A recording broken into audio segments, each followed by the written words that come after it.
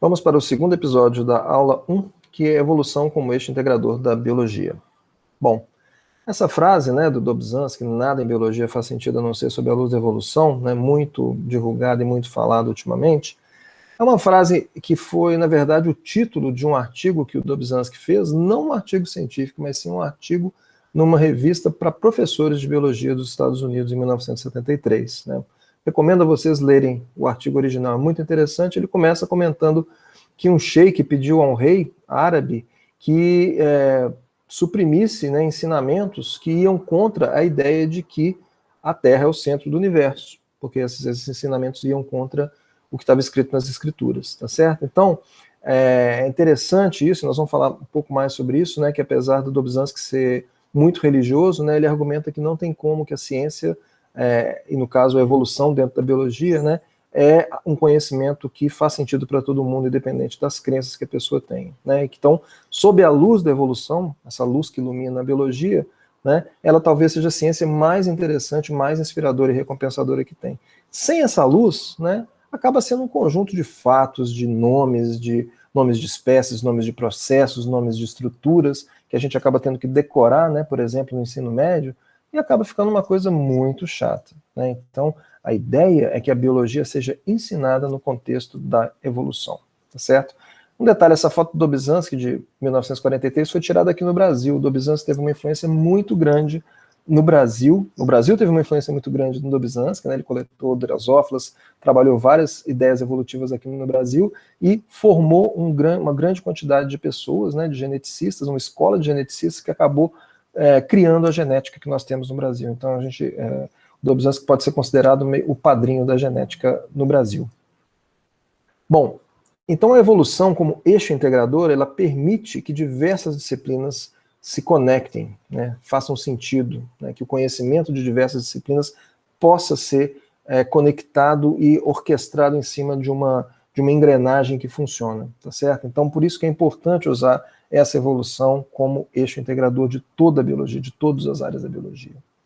E, de fato, isso está na lei, Então, nas diretrizes curriculares do MEC, preconiza que o ensino da evolução tem que ser, o eixo integrador do ensino da biologia tem que ser a evolução.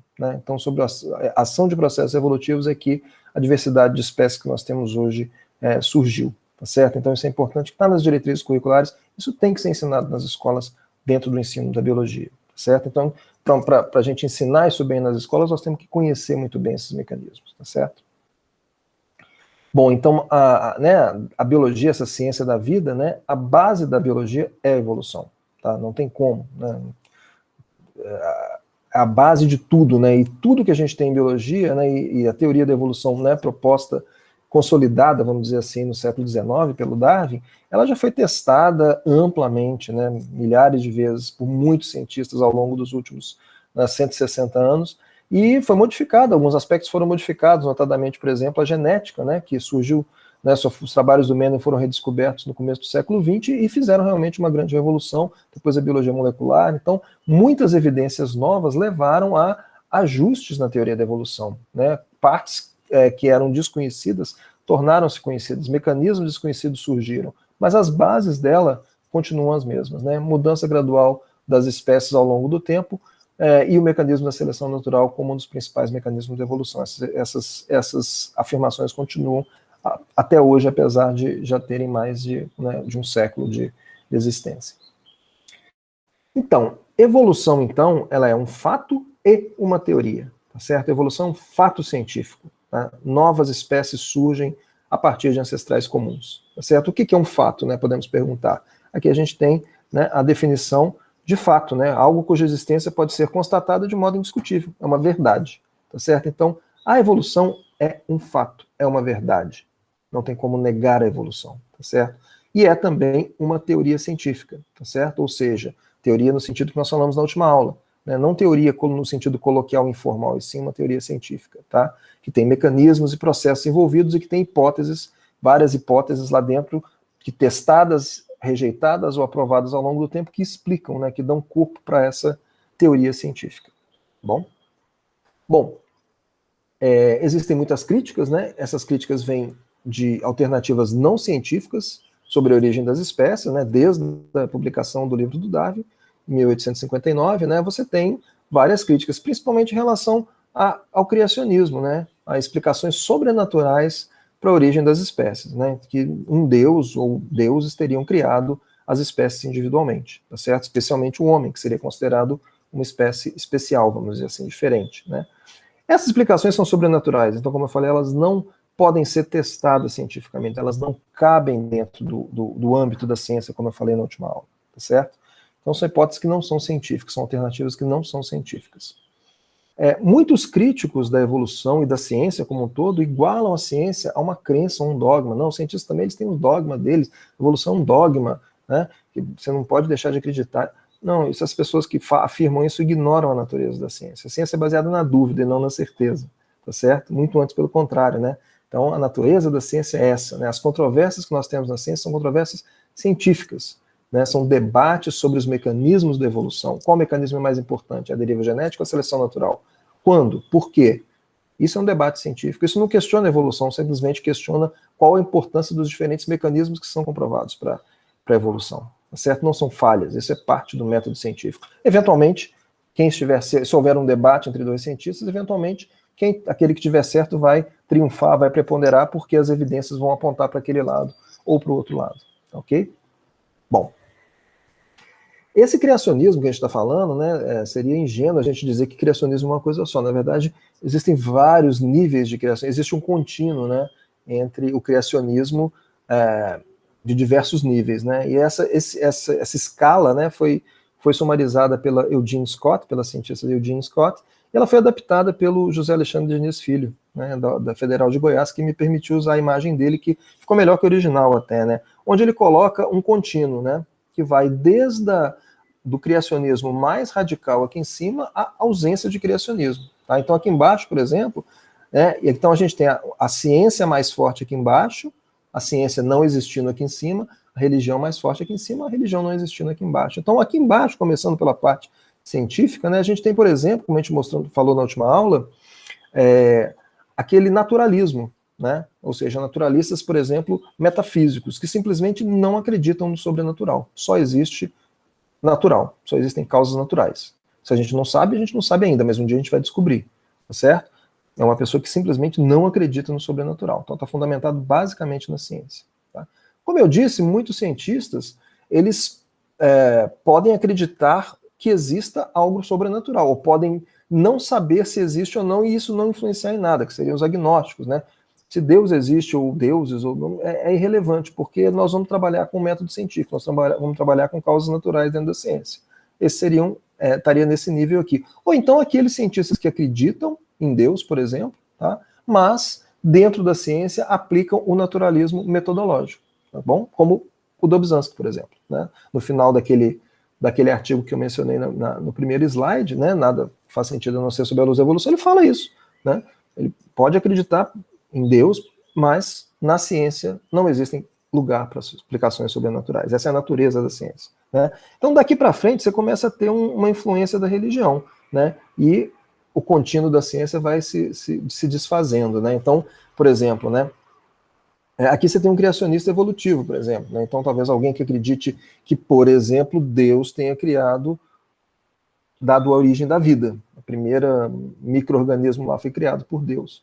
Tá certo? E talvez as leis que regem a evolução e a natureza e a ciência tenham sido concebidas por ele, mas daí para frente ele afasta e deixa as coisas andarem por conta de leis naturais, tá certo?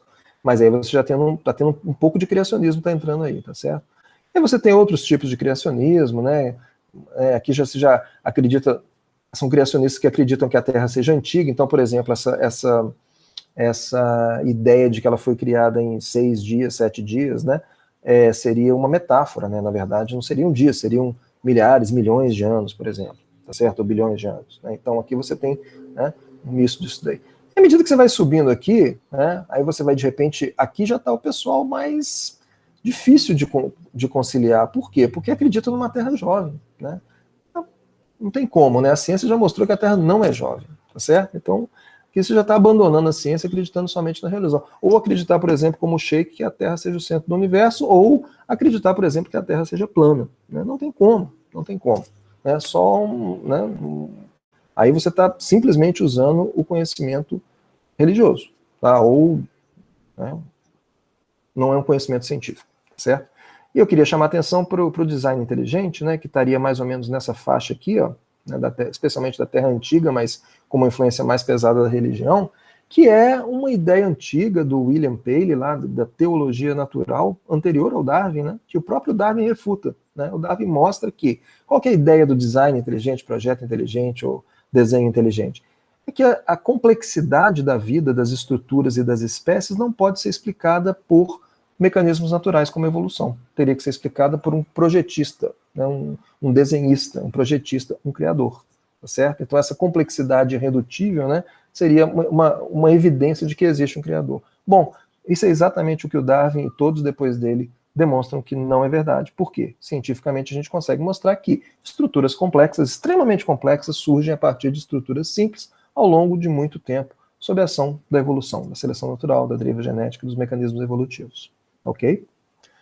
Então essa ideia, né, apesar dela ter vindo aí com uma roupagem nova, né, de design inteligente, alguns, inclusive defendida por alguns cientistas, infelizmente, né, que defendem isso não nos artigos científicos deles, mas nas horas vagas e nas palestras e nos livros, né, que não são científicos, né, eles acabam contaminando um pouco a ciência com isso daí, tá bom? Mas é um debate que já deveria ter sido encerrado há bastante tempo, tá? Mas infelizmente ele está vivo aí ainda, então nós temos que lidar com isso daí, tá bom? Então, a questão de ciência e religião, para finalizar essa aula, é uma questão filosófica. Né? Primeiro, nosso Estado é laico. Né? Então, ciência é uma coisa, religião é outra. Certo? Cada um no seu quadrado.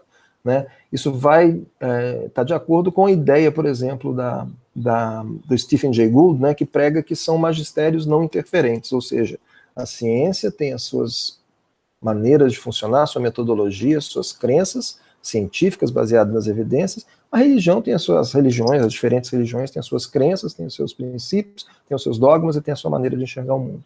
Tá? Que são coisas que não deveriam interferir uma na outra. Tá certo? Essa é a ideia dele. Né? Essa é uma ideia que a gente poderia chamar de acomodação, acomodar as diferenças entre ciência e religião. Ou seja, são coisas diferentes, né, que teriam que se acomodar em locais diferentes, uma não influenciando a outra. Tá certo? É uma forma saudável, né, da gente talvez conviver. Outros autores, como Richard Dawkins, por exemplo, já têm uma opinião de conflito, que na verdade a religião atrapalha a ciência. Né? A religião, ela impede que a ciência avance, ela dificulta, muitas vezes né, muitas vezes cientistas são condenados à morte, né, por questões de ciência, pela ciência que eles fazem. Certo? Tem vários exemplos na história da humanidade. Então, ele já acha que é um problema. Na verdade, a religião deveria ser combatida porque ela é um mal à ciência e um mal à sociedade. Essa é a visão do Dawkins, tá certo? Então, né, para ele não tem como ou é evolução ou é criação. Ou as espécies foram criadas independentemente, ou elas evoluíram a partir de ancestrais comuns, tá certo? Ou as espécies estão se transformando, ou as espécies são fixas. Não tem como conciliar essas duas coisas. Ou a Terra é antiga, ou a Terra é jovem. Não tem como conciliar essas duas coisas. Ou a Terra é esférica, ou a Terra é plana. Não tem como conciliar essas duas ideias. Então, para ele, não tem essa acomodação. Mas como a gente viu na escala de Scott ali que a gente viu, realmente existe um contínuo de crenças, né, e de papéis da religião e da ciência no que as pessoas acreditam ou não. Então a gente tem que lidar com essa, né, nem tudo é preto no branco, talvez como o Dawkins gosta de afirmar. Ok? Bom, essa então foi o segundo episódio da primeira aula, e na próxima aula a gente vai ver um pouco da história do pensamento evolutivo.